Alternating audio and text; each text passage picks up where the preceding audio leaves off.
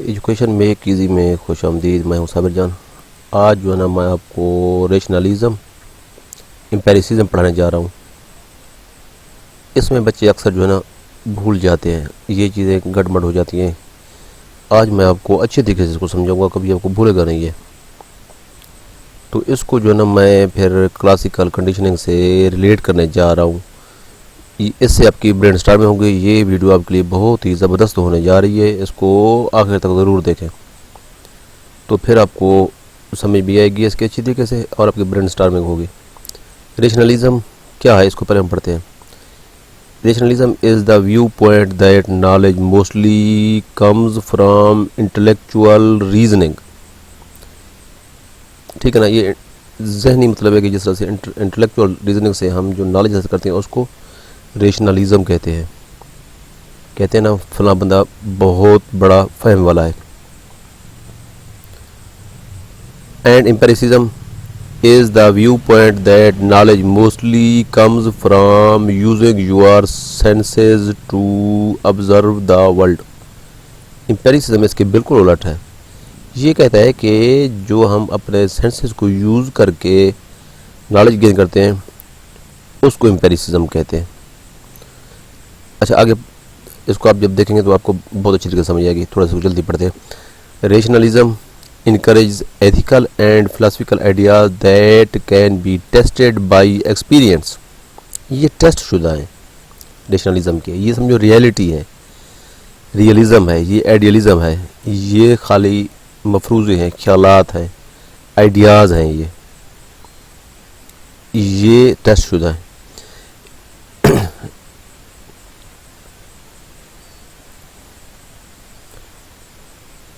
Rationalism encourages ethical and philosophical ideas that can be tested by experience and rejects authority that cannot be proved by experience. जो चीज़ें test नहीं हो सकती तजुर्बात से, जो चीज़ें टेस्ट नहीं हो सकती उनको ये रिजेक्ट कर देती है। उन अथॉरिटीज़ को, नॉलेज की जो अथॉरिटीज़ है उनको रिजेक्ट कर देती है। बिल्कुल ये साइंटिफिक है ये। However most rationalists would agree that, जो बहुत ज़्यादा रेशनलिस्ट हैं वो इस बात पे एग्री हैं, there is no evidence for any arbitrary super natural authority, के ताकतवर ज़ात जो हमें नज़र नहीं आती वो वजूद भी नहीं रखती। जैसे हमारे खुदा है, ये खुदा को नहीं मानते। ये कहते हैं कि जो चीज़ तजर्बात से साबित नहीं है उसको हम कैसे माने। तो रेशनलिज्म, ये मैंने एक डायग्राम बनाया है, ये बिल्कुल साइंस है, इसको आप साइंस भी कह सकते हैं। मटेरियल्स के अंदर आता है, इसके फिर हाइपोथेसिस बनते हैं और इसका प्रोसेस होता है, स्टैटिस्टिकल टेस्ट पे लगते हैं, कंक्लूजन आता है इसके अंदर। अच्छा, आगे इसको चलकर हम थोड़ा देखते हैं थोड़ा सा। एम्पेरिसिज्म क्या है? ये एम्पेरिसिज्म का जो ना मैंने यहाँ पर डायग्राम भी डाला है। एम्पेरिसिज्म ये जो हमारे सेंसेस हैं इनसे हम नॉलेज गेन करते हैं। हमारा टच है, साइट है, स्मेल है, टेस्ट है, हेयरिंग है। In philosophy, empiricism is a theory that states that knowledge comes only or primarily from sensory experiences. सिर्फ सेंसरी नॉलेज को पर ये यकीन रखते हैं, इससे आगे ये बढ़ नहीं सके। जिसको उन्होंने सुना, चखा, एक बार स्मेल किया, टेस्ट किया, उस पर यकीन रखते हैं। It is one of several views of epistemology,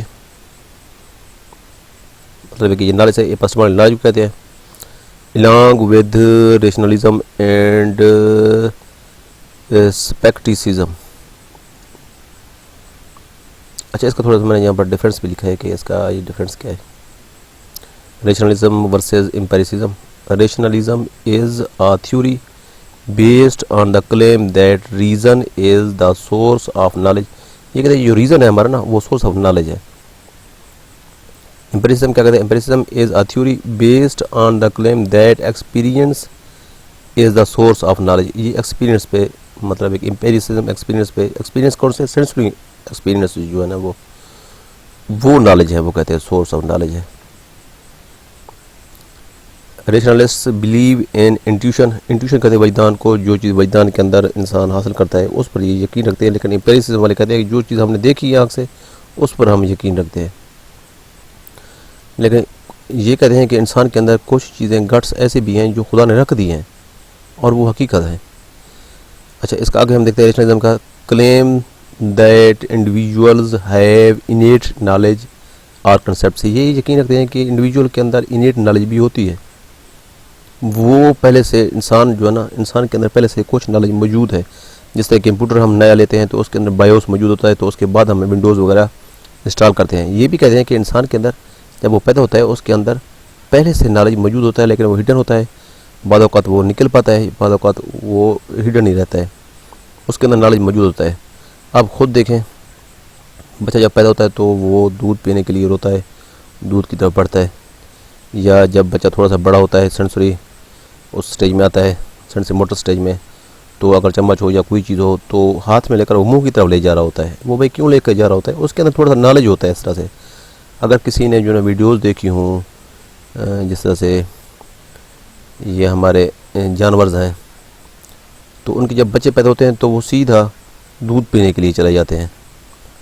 और दूसरा जो एक थैली वाला जानवर है, उसका मुझे नाम इस वक्त वो ज़हन में नहीं आ रहा, तो उसका जब बच्चा पैदा होता है तो वो थैली में घुस जाता है। अब उसको क्या पता कि यहाँ पर थैली है, यहाँ पर घुसना भी है, अंदर अंदर जाके वो दूध पीता है, थैली के अंदर दूध है, दूध पीता है वो।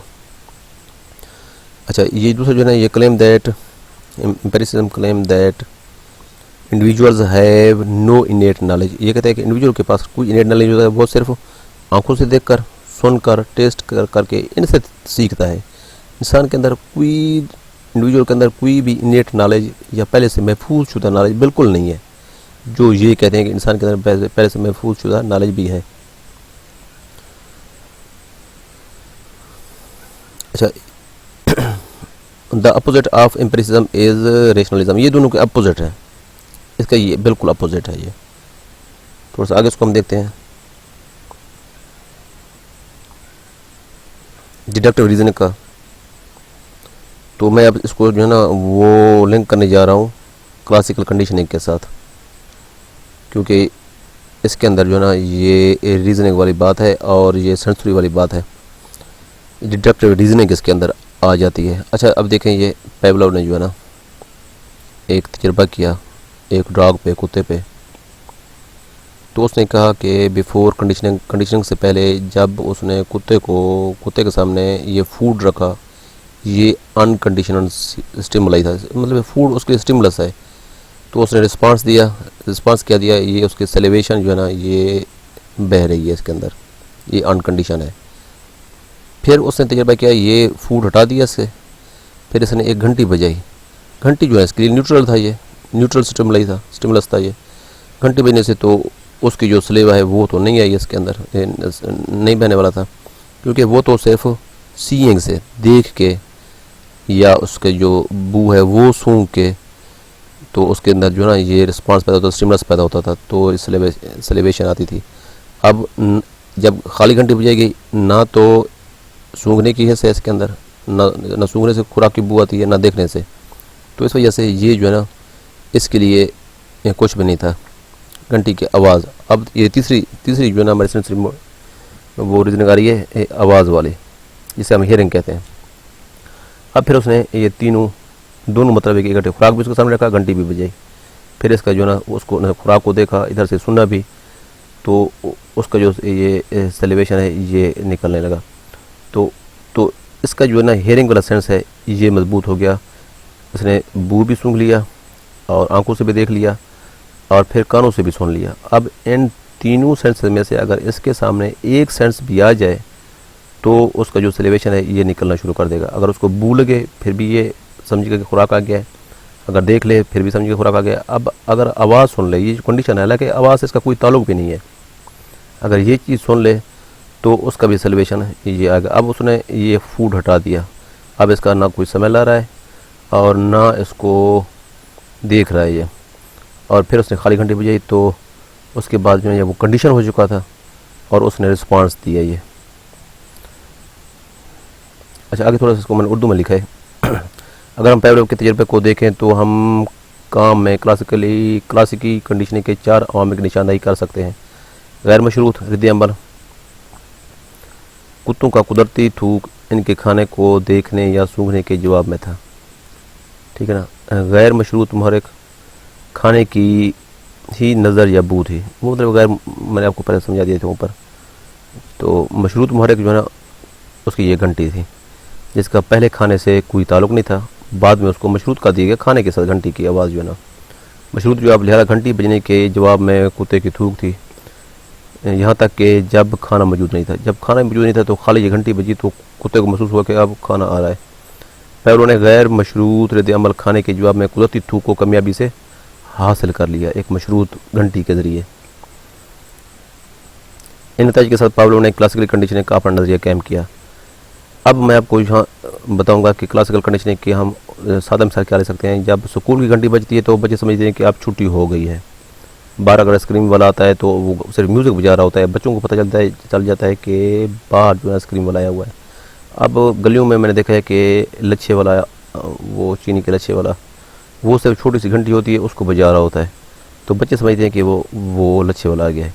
ये क्या है? ये क्लासिकल कंडीशनिंग की एक ज़िंदा मिसाल है।